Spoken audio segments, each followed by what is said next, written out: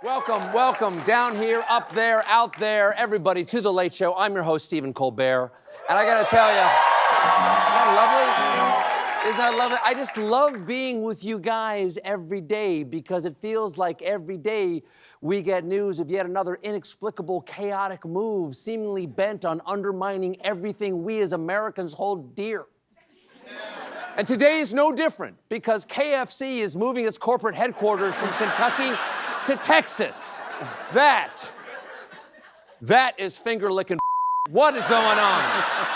What is happening? What's next? Jersey Mike's becomes Maine's Mickey's? Will Papa John step down as Pizza Pope? Burger King abdicates his throne to marry a common nugget? Because Kentucky Fried Chicken isn't just a name, ladies and gentlemen. It's part of Kentucky history. It was founded nearly a century ago in 1930 in Corbin, Kentucky. Even now, if you purchase KFC somewhere that is not Kentucky, legally they have to call it sparkling white chicken. What else? Oh, up in Washington. Speaking of chicken, up in Washington, our government is getting spatchcocked by Elon Musk and his post-pubescent pink-slip troopers. Now, naturally, the federal workers in their path of wanton destruction are experiencing anger, chaos, and confusion, which, coincidentally, are also the Secret Service code names for Trump, Elon, and Don Jr. Wow.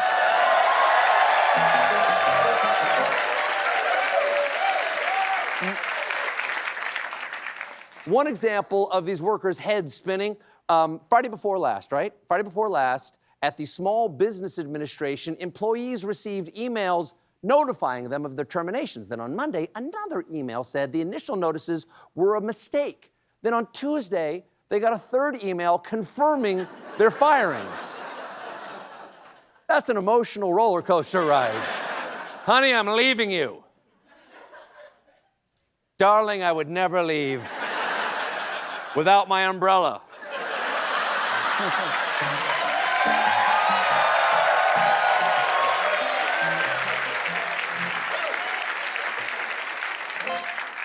Elon and the DOGE bags have fired so many people. They have fired so many people so quickly in so many critical areas with so little thought beforehand that the government is now scrambling to rehire the nuclear staff it fired on Friday. These are folks involved with designing, building, and overseeing U.S. nuclear weapons stockpile after concerns grew that their dismissal could jeopardize national security. I share those concerns. But here's the wrinkle in the rub. The government has struggled to reach the people that were fired after they were locked out of their federal email accounts. So now we got a bunch of pissed off people with a lot of time on their hands who know how to build nuclear weapons. Well, at least you couldn't find them. And it doesn't stop with the nukes. Yesterday, the Department of Agriculture said that they accidentally fired officials working on bird flu and are now trying to rehire them. Whoops-a-pandemic. Thankfully, we all know that Donald Trump is a steady hand in a public health crisis. I tell you what, folks, have we tried deep frying the birds in bleach, baby? Hear me out. Just crispy. We get the birds. We put them in the maybe with a side of honey mustard ivermectin. Rehiring people on Tuesday that you fired on Friday does not scream government efficiency. And even Republicans are starting to notice, like Nebraska Representative Don Bacon, who said they need to be more cautious.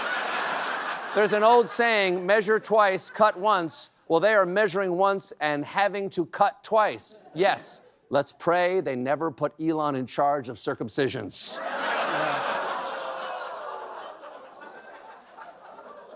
Oopsie.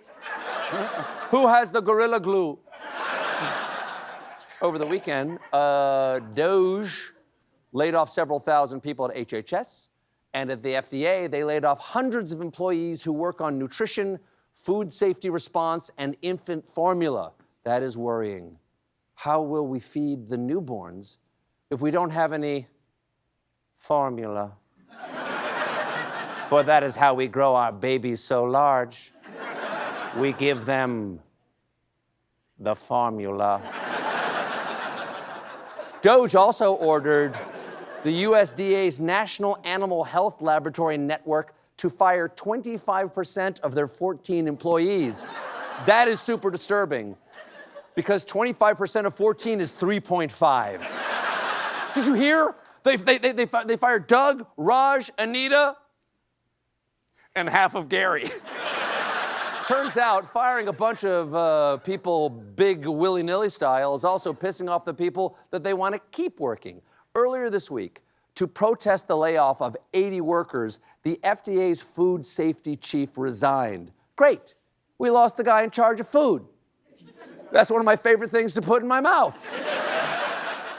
The FDA official in question is Jim Jones, not the Kool-Aid one, and his title is, and we're not making this up, Deputy Commissioner of Human Foods. Not to be confused with the Commissioner of Humans Who Are Food, who is, of course, the late, great Hannibal Lecter. There you go. There you go. All these cuts are the work of DOGE, but it's not exactly clear what DOGE is. We know it's not an official government department, because that would have to be established by an act of Congress. And we know the guy in charge of it has not been elected to any office or confirmed to any cabinet position. Up to this point, all we knew for certain about DOGE is who that guy in charge is, which Trump made clear right before his inauguration. We will create the new Department of Government Efficiency, headed by a gentleman named Elon Musk. But I couldn't find a gentleman named Elon Musk, so instead I hired this sociopathic tech doofus. Well, it turns out, there he is. There you are, how are you? You like the human food? Well, it turns out being an unelected donor running an unauthorized employee kill squad might get you sued at some point in the future. So in new legal filings, the White House claims that Elon Musk is not in charge at DOGE. What? It's literally named after his favorite meme. This is the most confusing leadership structure since Ruth's Chris Steakhouse. Who is Chris? Why does he seem to belong to Ruth? Wait. Does that mean we're eating Chris? Is he the steak? Is he the human food? Trump is also, Chris.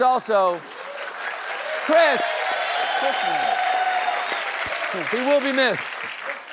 Trump is also crippling other countries out there, starting with Ukraine. This week, he sent Marco Rubio to Saudi Arabia for Russia-Ukraine peace talks, but Ukraine wasn't invited. That makes it kind of hard to find peace. Honey, oh my gosh, that was the most amazing couples therapy today. You should have been there. Dr. Brad and I agree, everything is your fault. Oh, and I forgot, I'm leaving you. There you go. Whoop, forgot the umbrella.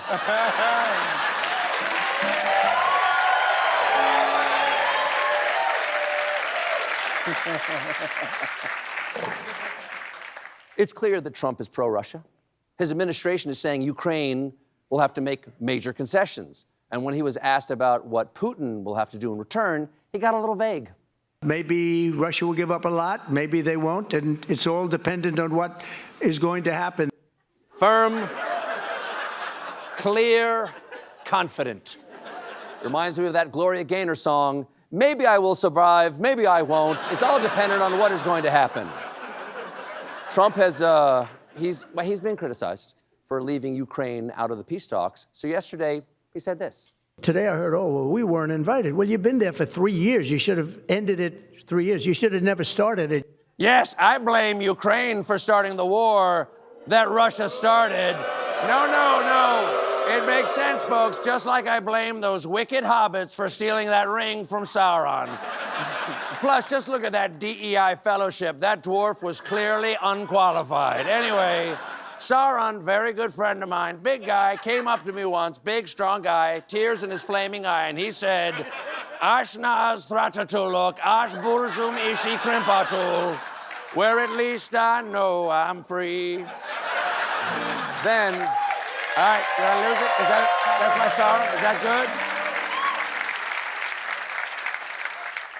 Then today, Trump posted a screed right out of the big book of Russian trolls saying, think of it, a modestly successful comedian, Vladimir Zelenskyy, talked the United States of America into spending $350 billion to go into a war that couldn't be won. Bold words, modestly successful reality show host. Then,